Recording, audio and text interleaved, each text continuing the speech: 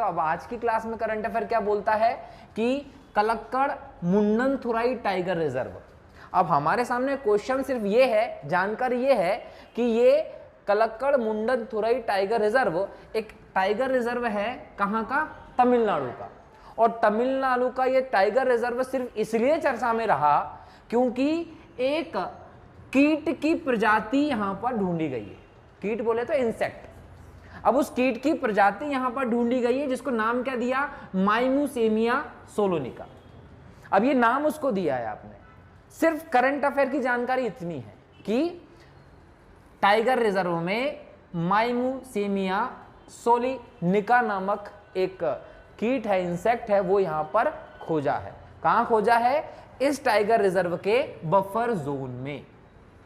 अब हम लोगों को जरूरी नहीं है कि क्वेश्चन यहीं से पूछ ले, क्वेश्चन इसके भीतर जाकर पूछता है। जैसे ये जो टाइगर रिजर्व है ये 1988 में घोषित किया गया था। कब डिक्लेयर किया गया था इसको? 1988 में। और ये टाइगर रिजर्व तमिलनाडु का पहला टाइगर रिजर्व था। तो तमिलनाडु का पहला टाइगर रिजर्व 1988 में बनाया गया था। किसको? कलक्कड़ मुंडनथुराई टाइगर रिजर्व को। अब सोचिए कि चर्चा में इस वजह से है और एग्जाम में क्वेश्चन आ रहा है, ये क्वेश्चन बनेगा। सेकंड थिंग है क्या ये? तो क्वेश्चन फिर दूसरा पूछेगा, टाइगर रिजर्व क्या होते हैं? तो टाइगर रिजर्व क्या होते हैं? बाघों के संरक्षण के लिए बनाई गई जगह, स्थापित की गई, घोषित की गई जगह। क्या उद्देश्य इसका? Tiger conservation. एक ऐसा या तो वन्य जीव अभ्यारण्य होगा, वाइल्ड लाइफ सेंचुरी, या वो नेशनल पार्क होगा जिसको आपने टाइगर के कंजर्वेशन के लिए, बाघों के संरक्षण के लिए घोषित किया है। वो विशेष एरिया होता है क्या? Tiger reserve. अब टाइगर रिजर्व से फिर दूसरा क्वेश्चन पूछेगा, भारत में कितने हैं? तो भारत में कितने हैं? 53 है। बराबर। एक क्वेश्चन का उत्तर यहां से मिलेगा। फिर पूछेगा कि ये प्रथम कौन सा था और नवीनतम कौन सा है। तो जब आपसे पूछा जाएगा प्रथम कौन सा था, फर्स्ट टाइगर रिजर्व, तो बताएंगे क्या? जिम कॉर्बेट में। और फिर पूछा जाएगा कि नवीनतम कौन सा है, तो घासीदास, गुरु घासीदास। ये कहां है? छत्तीसगढ़ में। और ये कहां है? उत्तराखंड में है। तो ये दो चीज और पता चली कि पहला उत्तराखंड में और वर्तमान में सबसे नया जो है वो 53rd गुरु घासीदास है, ये छत्तीसगढ़ में घोषित किया गया है। फिर क्वेश्चन पूछेगा कि इन 53 टाइगर रिजर्व में सबसे छोटा, और फिर पूछेगा सबसे बड़ा। अगर सबसे बड़ा पूछा जाए तो बताना है श्रीशैलम, नागार्जुन सागर श्रीशैलम आंध्र प्रदेश में है। यह देश का सबसे बड़ा टाइगर रिजर्व है। फिर पूछेगा सबसे छोटा टाइगर रिजर्व क्या है, तो क्या बताएंगे? बोर। बोर कहां है? महाराष्ट्र में। तो बोर टाइगर रिजर्व सबसे छोटा है, वो अलग है। तो ये बोर हो गया, बराबर कि नहीं। अब फिर आपको व्यापम की परीक्षाओं की तरफ भी रुख करना है, ये तो बाकी एग्जाम में आ गया। व्यापम में पहुंच जाएंगे, फिर आपसे पूछेगा एमपी। तो एमपी में कितने नेशनल पार्क हैं? 12 राष्ट्रीय उद्यान है कि नहीं है एमपी में। अब 12 राष्ट्रीय उद्यान में से जो 6 राष्ट्रीय उद्यान हैं, 6 राष्ट्रीय उद्यान में क्या है?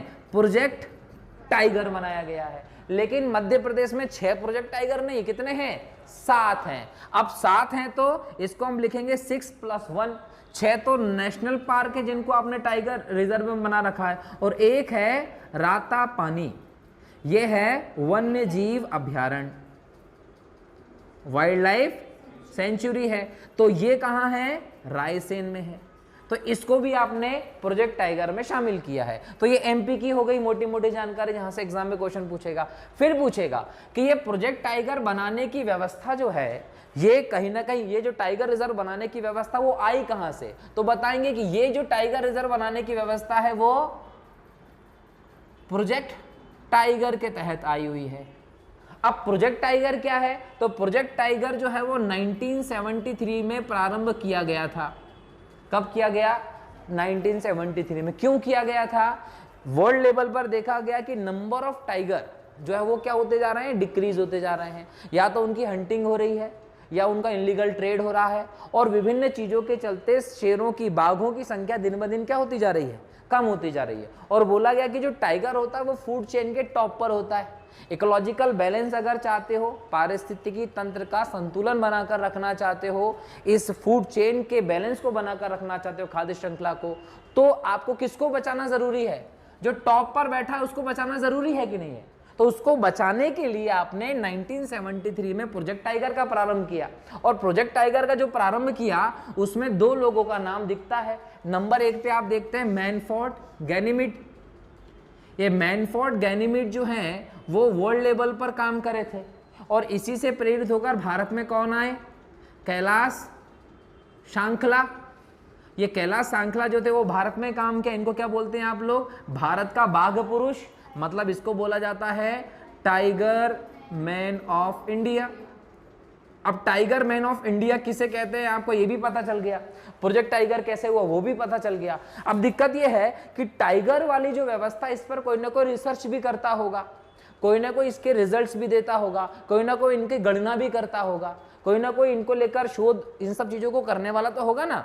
तो शुरू से इसके लिए कोई स्पेशल संस्था नहीं थी। फिर क्या किया गया, आप आ गए कब, 2006 पे। 2006 में आपने बनाया NTCA, national tiger conservation authority, और NTCA बना दिया, और NTCA के अंदर काम दिया गया कि टाइगर की रिसर्च करना हो, कोई भी एक्टिविटी हो, वो सब काम कौन करेगा, NTCA करेगा। NTCA ने इस पर एक काम किया, उन्होंने बोला कि हमारे पास टाइगर रिलेटेड डेटा होना जरूरी है।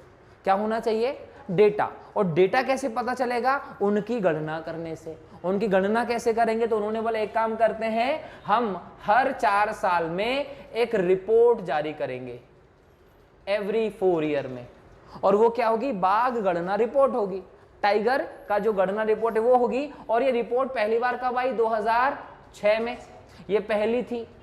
दूसरी 2010 में, तीसरी 2014 में, चौथी 2018 में। अभी तक कितनी बार आ चुकी है, अब 5वीं बार 2022 की आने वाली है, अपडेट हो जाएगी और आपके पास आ जाना है। लेकिन यहां जब आप थे तो आपने देखा कि यहां पर टाइगर की संख्या कितनी थी, तो 2006 में टाइगर की संख्या थी इतनी, और आपने दिन ब दिन टाइगर पर काम किया तो यहां पर हो गई 2967 टाइगर। मतलब आपने टाइगर की संख्या में बहुत तेजी से वृद्धि की है, डबल कर लिया आपने नंबर। अब यहां से टाइगर का नंबर बड़ा है, इसका मतलब आप टाइगर के प्रोटेक्शन के लिए बहुत तेजी से काम कर रहे हैं। क्लियर है, टाइगर के प्रोटेक्शन आप फूड चेन की वजह से, इकोलॉजिकल बैलेंस के कारण तो करते ही हैं। दूसरा कारण है कि टाइगर, बंगाल टाइगर आपका क्या है, राष्ट्रीय पशु भी है कि नहीं है। जब आप देवी के, माता के फोटो देखते हैं तो उनकी सवारी के तौर पर भी किसको बता देते, कई जगह पर टाइगर आता है कि नहीं आता। दूसरी बात कि टाइगर जो है वो सबसे ज्यादा 70% कहाँ है, इंडिया में। पूरी दुनिया में लगभग 5,500 टाइगर है, और उनमें से 3,000 कहाँ है, भारत में। मतलब पूरी दुनिया में 10 देश ऐसे हैं जहां पर टाइगर मिलते हैं बेसिकली, है ना, और उनमें से 70% टाइगर कहाँ है। इसलिए हमारा दायित्व और बढ़ जाता है कि हम इनकी संख्या को और बढ़ाने पे काम करें। अब सोचो, आपने करंट अफेयर में कितना पढ़ा, अब इसको आप कोड करते हो, इसको बोलते हैं current to core study. Current to core study clear है, आप सिर्फ इस वजह से चर्चा में थे और आपने पूरा डिटेल पढ़ डाला। क्लियर हो गया। अब ये हम लोगों ने करंट टू कोर स्टडी की एक टॉपिक की, पूरा क्लियर हो गया कि नहीं, बोलो हाँ। अब अपन बढ़ते हैं कौन से, दूसरे टॉपिक पे। दूसरा टॉपिक भी थोड़ा ऐसा ही सिमिलर करके देखेंगे। क्या है, जापानी इंसेफेलाइटिस। इसको नॉर्मली आप बोलते हैं जापानी बुखार।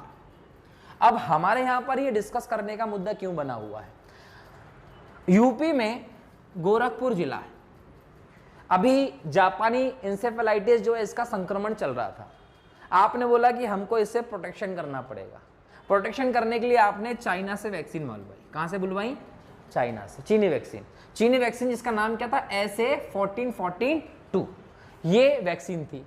अब ये जो वैक्सीन थी इसका आपने क्या किया, वैक्सीनेशन किया, टीकाकरण किया, और टीकाकरण किया तो फिर आपने जिन बच्चों को लगाई थी उनमें से 266 बच्चों पर एक शोध किया, अध्ययन किया, स्टडी किया। उस स्टडी में आपने देखा कि इस वैक्सीन के कारण जो एंटीबॉडीज बनती हैं और जो आप चीजें करते हैं उसमें से एंटीबॉडी आईजीजी को जो डिस्ट्रॉय करने वाला होगा वो जो चीज है यहां पर स्तर क्या पाया गया है, कम। मतलब इसका असर पूरी तरीके से यहां पर देखने को नहीं मिला। आप वैक्सीन बुलवाएंगे और बुलवाएंगे, नहीं बुलवाना, ये किस आधार पर आप करेंगे कि उसका इफेक्ट क्या हो रहा है। आपने उसके इंपैक्ट को एनालिसिस किया, आपने बोला कि असर कम है, तो इस वजह से क्या चर्चा में आ गया, जापानी इंसेफेलाइटिस। अब हमको समझना पड़ेगा कि जापानी इंसेफेलाइटिस है क्या, बराबर कैसे होता है, फैलता कैसे है, बचेंगे कैसे, बस ये पढ़ना है। तो जापानी इंसेफेलाइटिस क्या है, एक वायरल संक्रमण है, वायरल होता है, क्लियर। अच्छा, वायरल संक्रमण है, होता कैसे है, पहली बार जनता कैसे है ये, तो इसके बारे में बोला जाता है कि फ्लेवी वायरस जो है इसका कारण हो जाता है। किसके कारण हो रहा है ये वायरल संक्रमण, फ्लेवी वायरस। और ये फ्लेवी वायरस आपको पहली बार संक्रमित कैसे करेगा, तो ये करता है किससे, मच्छर से। अब मच्छर भी विशेष प्रकार का, कौन सा मच्छर, तो क्यूलेक्स प्रजाति का एक मच्छर की स्पीसीज होती है जिसको बोलते हैं क्यूलेक्स। वो क्यूलेक्स स्पीसीज वाला जो मच्छर है वो आपको डंक मारेगा, है ना। एक बहादुर ऐसा वीर गाना गाकर मारे तीर, पहेली चलती थी पहले, बूढ़े बुजुर्ग पूछते थे, एक पहेली बूझो तो जाने, बोले एक बहादुर ऐसा वीर गाना गाकर मारे तीर, आता है भिन भिन भिन भिन भिन और ठक ठोक देता आपको। तो वो वीर देखो कितना खतरनाक है, आपको यूं निपटाता है वो। अर्थव्यवस्था चौपट कर दी इसने, डेंगू बना दिया, है ना। वैसे ही आपको जापानी इंसेफेलाइटिस भी दिया। तो ये जो है मच्छर क्यूलेक्स प्रजाति का, ये जगह जगह से आता है और आपको काटता है, तो आपके शरीर में क्या पहुंच जाता है, फ्लेवी वायरस। अभी एक से दूसरे में, दूसरे से तीसरे में इसका संक्रमण होने लगता, हो गया। तो ऐसे ये होता है। अब इसमें देखो कि ये मच्छर मिलेगा कहां, ये बेसिकली मिलता है आपको धान के खेतों में। जो धान के खेत होते हैं, राइस का कल्टीवेशन एरिया जो होता है वहां पे, या फिर वनस्पति ऐसे वेजिटेशन का एरिया जो कि कहीं ना कहीं कहां मिल रही हैं, जल क्षेत्र में है। मतलब जहां जल वाली वनस्पतियां मिलती हैं, प्लांट्स मिलते हैं, हाइड्रोफाइट्स टाइप का, पानी पानी भरा रहता है, उन क्षेत्रों में ये मच्छर ज्यादा पनपता है, वहां पर ये मिलता है और वहां से फिर ये अपना काम चालू कर देता है और वहां के लोगों को ये बहुत ज्यादा इंपैक्ट करता है। यूपी में क्यों बढ़ रहा है, यूपी राइस प्रोडक्शन में आगे है, बंगाल राइस प्रोडक्शन में आगे है, वहां ज्यादा मिलता है। तो इसको ऐसे कोड करना है आप लोगों को। अब मान लिया कि ये ऐसे वायरस फैल गया, अब बोले कि इसके लिए कोई एंटीवायरल कोई ऐसे उपचार वगैरह है इसके लिए क्यूरेट करने के लिए, तो बोले कुछ नहीं है। बोले इससे बचने के लिए क्या करना पड़ेगा, बोले इसके लिए वैक्सीनेशन करना पड़ेगा। कौन सा वैक्सीनेशन करना पड़ेगा, तो जापानी इंसेफेलाइटिस वैक्सीन, और वो वैक्सीनेशन करवाइए और इससे बच लीजिए, बराबर। अब सोचिए कितना खतरनाक, इसमें मृत्यु दर भी ज्यादा है, बहुत खतरनाक वायरस होता है। और इसके लक्षण अगर आपको देखना है, सिम्टम्स, तो सिम्टम्स किसके जैसे हैं, समझ रहे हैं ना। डेंगू जब नया नया आया था तो कई लोगों को निपटा दिया था, बराबर। तो एक मच्छर आदमी को निपटा सकता है, बहुत खतरनाक व्यवस्था है, ठीक है। तो ये पूरी चीज आई किससे रिलेटेड, जापानी इंसेफेलाइटिस से रिलेटेड। अब नेक्स्ट देखो, नेक्स्ट जो है वो है अभ्यास ला पेरोस। बहुपक्षीय है, बायलैटरल है। ये एक ऐसा मिलिट्री एक्सरसाइज है जो कहीं ना कहीं जो आपकी नौसेना होती, नेवी, उसके बीच में किया जाता है। अब मुद्दा ये है कि लॉ पेरोस एक एक्सरसाइज है, ठीक है। अब ये जो एक्सरसाइज है या कोई सी भी एक्सरसाइज की आप बात करते हैं, अभ्यास की बात करते हैं, वो क्यों किया जाता है, तो अभ्यास सिर्फ इसलिए किया जाता है कि दो देशों के बीच में डिप्लोमेटिक कूटनीतिक संबंध हो, दो देशों के बीच व्यापारिक संबंध हो, कल्चरल संबंध, उन सब संबंधों को क्या करना है, आपको मजबूत करना है, उनको बढ़ावा देना है। इसलिए आप क्या करते हैं, कोई भी युद्ध अभ्यास करवाते हैं। यहां पर आपने किस युद्ध अभ्यास की बात हुई, लॉ पेरोस। इसको बहुपक्षीय क्यों बोला, एक होता है द्विपक्षीय। द्विपक्षीय का मतलब इसमें कितनी साइड्स होंगी, दो, आपके और हमारे बीच में, Japan India, Singapore India, America India, ये द्विपक्षीय हो गया। लेकिन यहां पर बहुपक्षीय का मतलब ज्यादा लोग आने, है कि नहीं है। अब ज्यादा लोग में कौन आ गया, ऑस्ट्रेलिया की आर्मी ले आए आप, फ्रांस की आर्मी ले आए आप, भारत की लिए आए आप, जापान की लिए आए आप, रॉयल ले आए इंग्लैंड वाली, और अमेरिका की, सारी आर्मी आप लेकर आए और इन सभी आर्मी ने मिलकर समुद्र में, पानी में, सी सरफेस पे ये क्या किया है, मिलिट्री एक्सरसाइज किया नेवी ने। तो ये बहुपक्षीय हो गया। अब ये मिलिट्री एक्सरसाइज करने वाले तो ये देश हैं जिन्होंने सभी ने एक साथ काम किया। तो ये एक्सरसाइज को ऑर्गेनाइज कौन करवाता है, होस्ट कौन होता है, इसका करवाने वाला कौन है, यहाँ पर कौन करवाता है, ये फ्रांस। किसके द्वारा आयोजित की जाती है, ये फ्रांस के द्वारा आयोजित होती है। और कब होता है, 2 ईयर, 2 वर्ष, 2 साल में होता है। तो ये मिलिट्री एक्सरसाइज है किसकी, नेवी की। कहां की गई है ये नेवी ने, तो हिंद महासागर में, और 13-14 मार्च ये की गई है अभी लेटेस्ट।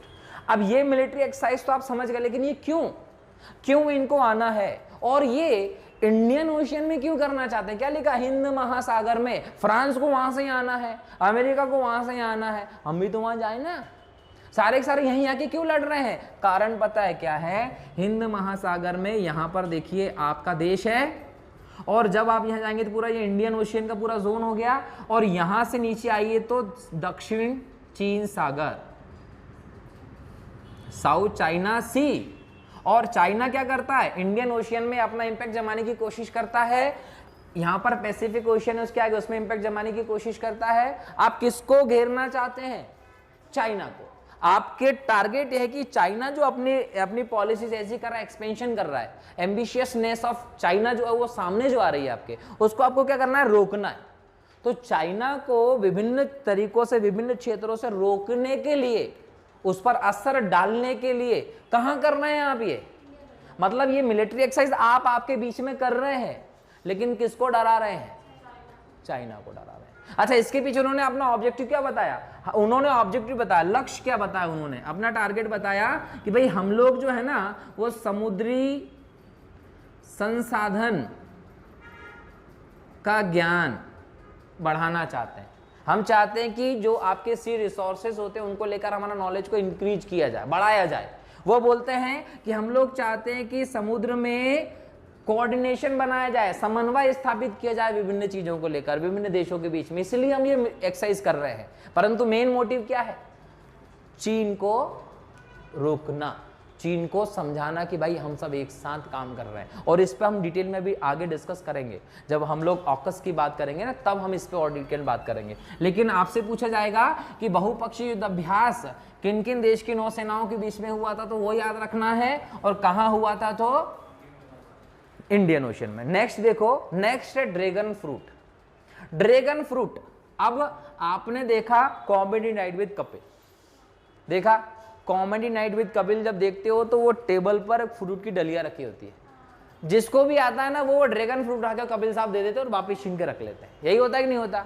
अब कई बार तुमने देखा होगा कि ड्रैगन फ्रूट जो होता है ना, उसका बार बार नाम पूछा गया, इसको हिंदी में या दूसरा नाम इसका क्या है, वो नाम कोई नहीं बताता वहां पे। ये जो फ्रूट है, इस फ्रूट को आप क्या कहते हैं, इसको आप कहते हैं कमलम, इसका नाम है कमलम। अब ये फ्रूट क्यों डिस्कस करना, ये फ्रूट इसलिए डिस्कस करना क्योंकि ये मुद्दा है। मुद्दा क्या है, एकीकृत बागवानी विकास मिशन।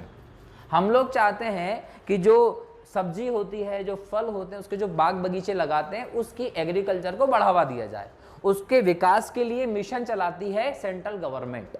तो सेंट्रल गवर्नमेंट के द्वारा ये मिशन चल रहा है, और उसके लिए जो पैसा देती है, वित्त देता, फाइनेंस जो करता है, वो कौन करता है, सेंट्रल गवर्नमेंट देता है, ताकि हमारे देश में ये विकास हो सके।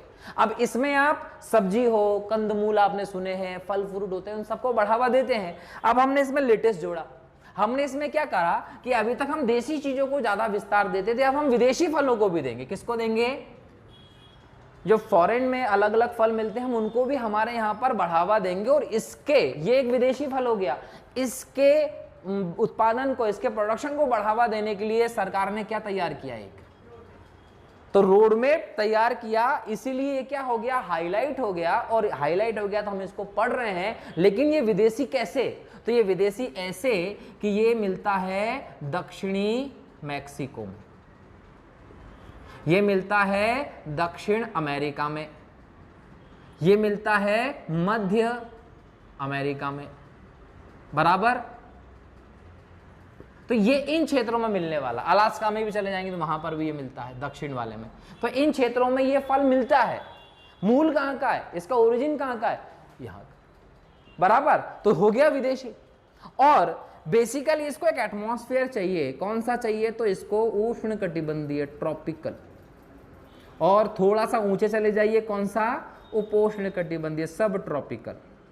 तो ट्रॉपिकल हो या सब ट्रॉपिकल हो, उन एरियाज में ये बेहतर तरीके से बन सकता है, पनप सकता है, इसके एग्रीकल्चर करते हैं। भारत ट्रॉपिकल जोन में आता है, तो भारत में वो सभी एरिया जो ट्रॉपिकल में आते हैं वहां इसकी फार्मिंग, इसकी बागान लगाने की बात होती है। भारत में अभी भी होता है, लेकिन इसको बड़े लेवल पर प्रोडक्शन करने का हमने रोड मैप बना लिया। अभी भी होता है, तो अभी कहाँ होता है, अभी ये होता है कहाँ, महाराष्ट्र में, गुजरात में, मणिपुर तरफ चले जाइए, नागालैंड जाइए, इसके बाद आप जाइए यूपी तरफ थोड़ा सा चले जाइए, आंध्र प्रदेश, इन क्षेत्रों में लिमिटेड है, परंतु अभी भी इसका प्रोडक्शन होता है। मतलब ड्रैगन फ्रूट हमारे यहाँ भी प्रोडक्शन होता है, लिमिटेड होता है। तो कॉमेडी नाइट विद कपिल को पता चलना चाहिए कि हमारे यहाँ का उत्पाद है ये, बराबर।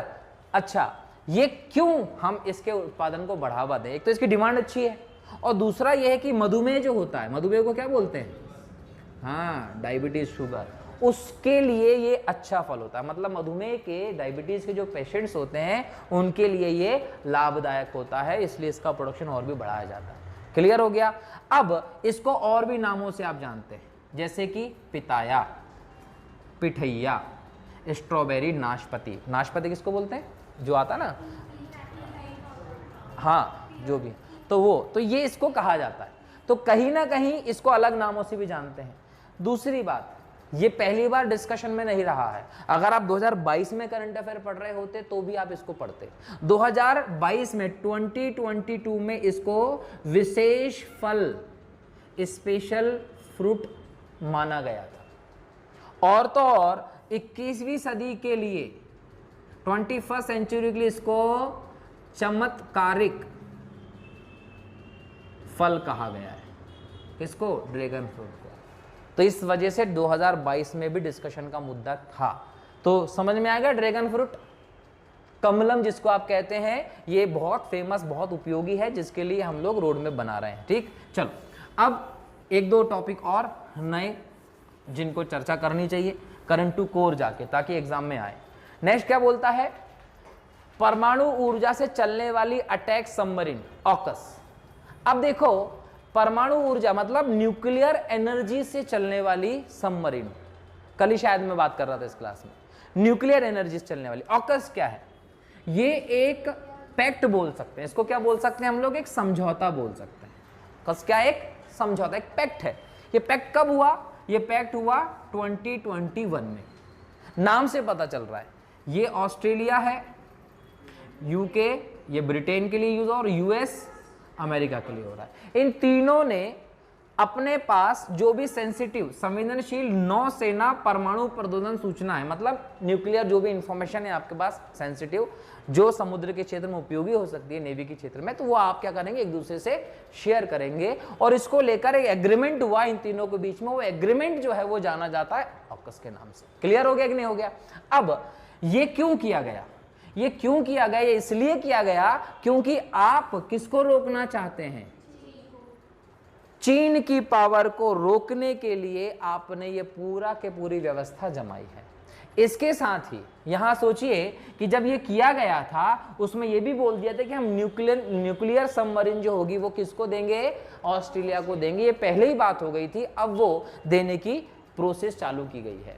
ऑस्ट्रेलियन प्राइम मिनिस्टर पहले भारत आए थे, अभी क्रिकेट डिप्लोमेसी में उनका स्वागत किया हम लोगों ने, है ना। नरेंद्र मोदी क्रिकेट स्टेडियम जो है गुजरात में, वहां पे दुनिया का सबसे बड़ा क्रिकेट स्टेडियम, तो वहां पर हम लोगों ने बात किया। और कहीं ना कहीं अब वो कहां गए, अमेरिका, वहां से उनको क्या मिलेगी, सबमरीन। अब सोचो कितनी बढ़िया बात है।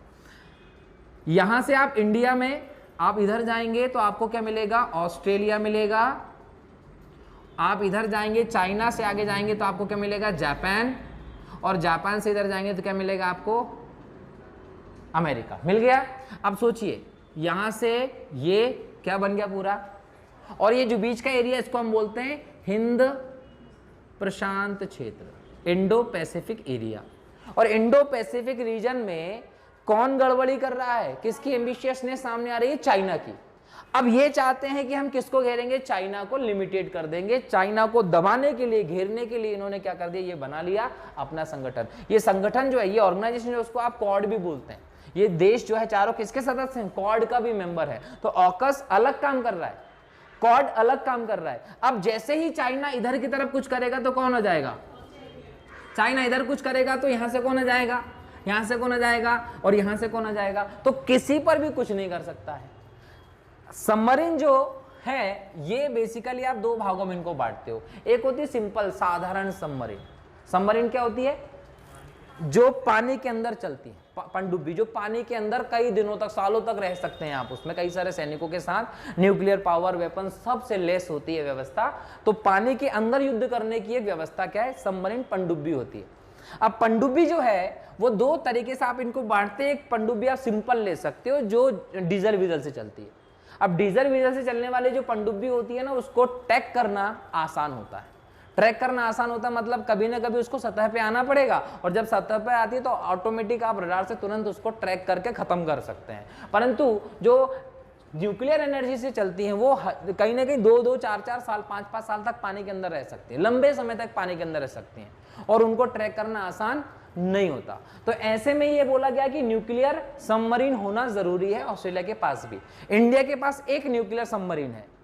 सबसे ज्यादा न्यूक्लियर सबमरीन है 60-62 के आसपास, किसके पास, अमेरिका के पास। फिर आता है रशिया का नंबर 20-22 रशिया के पास है, चाइना के पास 11-12 है। ऑस्ट्रेलिया के पास नहीं थी तो अब ऑस्ट्रेलिया को दे दी गई है। अगर किसी भी प्रकार का इस एरिया में कोई भी गतिविधि करता है चाइना, तो आप किसका ग्रुप लेंगे और साथ में चाइना के खिलाफ अटैक कर देंगे। तो ये कहीं ना कहीं एक स्ट्रेटेजी है इन देशों की जो चाइना को रोकने के लिए की जा रही है, बराबर। तो ये व्यवस्था यागना ऑकस के माध्यम से आपसे पूछा जाएगा क्या है, 2021 से चल रहा है, एक पैक्ट है जो चाइना को रोकने के लिए बनाया गया। ठीक है, चलो नेक्स्ट है भोपाल गैस त्रासदी के पीड़ितों के लिए अब और मुआवजा नहीं। देखो जितना ज्यादा उनको कंपेंसेशन मिलना था मिल गया, अब सुप्रीम कोर्ट ने कह दिया कि अब हम और नहीं देंगे, इसलिए भोपाल गैस त्रासदी भी हाईलाइट हो गई। अब आने वाले एग्जाम में अगर आपको भोपाल गैस त्रासदी दिख दी है तो कोई इशू नहीं होगा, हाँ बोले करंट अफेयर का क्वेश्चन है, ना कि कोर में जाना है। भोपाल गैस त्रासदी कब है, 2-3 दिसंबर 1984 को हुई थी, और भोपाल गैस त्रासदी के समय सीएम ऑफ एमपी थे अर्जुन सिंह। और इस समय हमारे यहाँ पर भोपाल गैस त्रासदी कहाँ हुई थी, ये हुई थी मिथाइल आइसोसाइनाइड गैस की।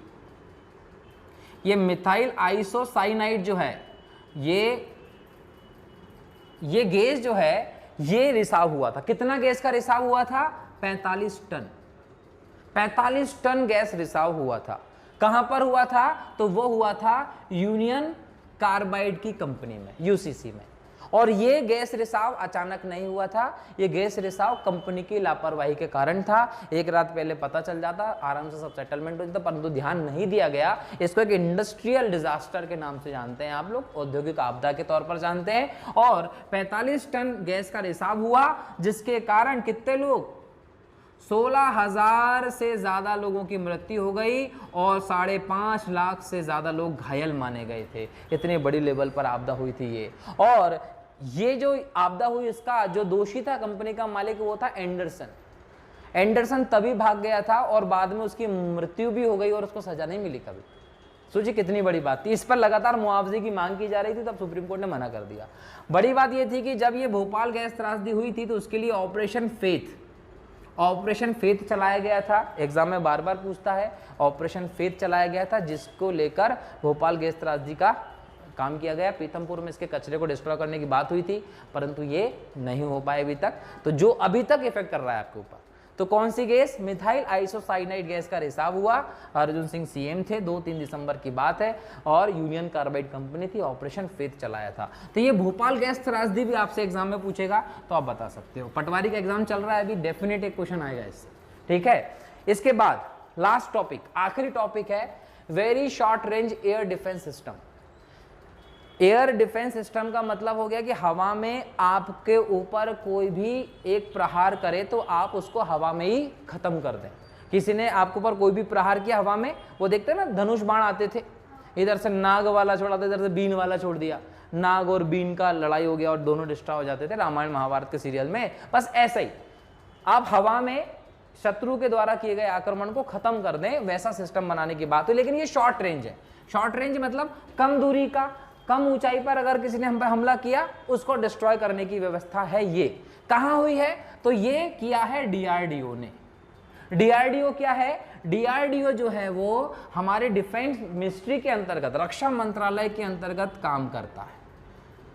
और इसका टारगेट क्या है? जो डिफेंस टेक्नोलॉजी है उसमें इंडिया को आगे बढ़ाना, रक्षा प्रौद्योगिकी में इंडिया को आगे बढ़ाना, संपन्न करना, इसका मोटिव है किसका? डीआरडीओ का। और डीआरडीओ बनाया कब था? 1958 में नई दिल्ली में इसका हेडक्वार्टर है। किसके अंडर में काम करता है? ये डिफेंस मिनिस्ट्री के अंतर्गत आता है। और इसने कहां पर किया? चांदीपुर। चांदीपुर कहां है? उड़ीसा में है। यहां पर इसने 2 उड़ान परीक्षण किया है इसका, वेरी शॉर्ट रेंज। ठीक है, क्लियर? तो ये आपका रहा अंतिम टॉपिक। तो करंट अफेयर जब भी पढ़ो तो कैसे पढ़ो? कोर तक जाके पढ़ो। जब तक कोर तक नहीं जाओगे करंट अफेयर तैयार नहीं होने वाला। क्योंकि ऐसा नहीं है कि आज कुछ हुआ वो कल पेपर में ऐसा कैसा आ जाएगा, आएगा उसी से रिलेटेड, हो सकता है वो उसकी हिस्ट्री से आ रहा हो। तो करंट टू कोर करंट का पढ़ाई करो, सभी परीक्षाएं पास हो जाएंगी। क्लियर? चलो, तो अब कोई डाउट हो तो वो पूछ लो।